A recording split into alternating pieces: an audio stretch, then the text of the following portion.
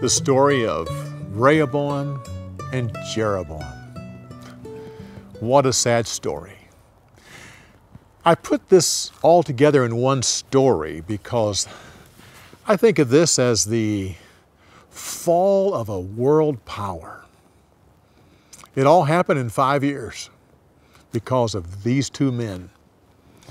You have, first of all, after Solomon dies, and God says, now everything's going to stay the same until you die because I promised David, but as soon as you die, it's all gone. First thing that happens, the 12 tribes split. They divide in the north and the south. The northern 10 tribes of Israel, the southern 2 tribes of Judah. But one other thing that happens during the split is all these surrounding nations leave the empire. You have Moab and Ammon and the Edomites and Syria and all of these various nations are now free. Now they're going to come back later to cause trouble, but for right now, they're just happy to be their own independent nation at this point. And then 5 years after that, Egypt invades and takes all the gold.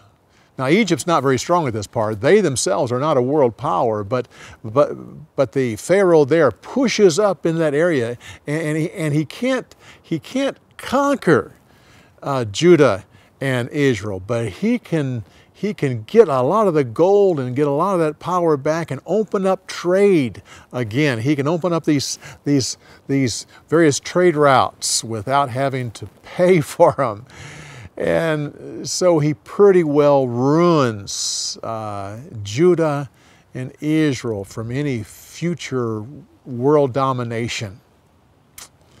What a sad commentary. You think about Jeroboam. Jeroboam was concerned about security. He set up these 2 golden calves so that the people wouldn't go back to Judah. He wanted security, and in doing that, he lost it.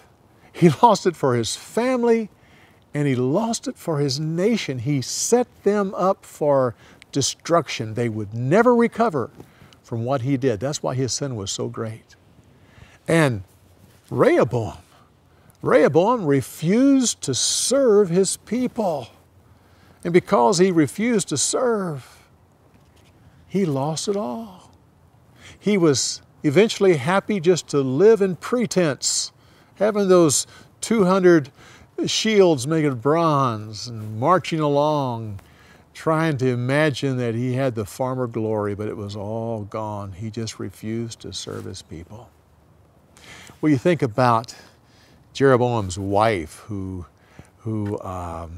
had to listen to this prophecy about her husband. You would think that she's feeling bad about, my husband caused all of this. But it's interesting. I didn't mention it in the story, but in the scriptures it says the prophet mentions the Asherah poles. Now Asherah was a mother god and was often worshiped by women.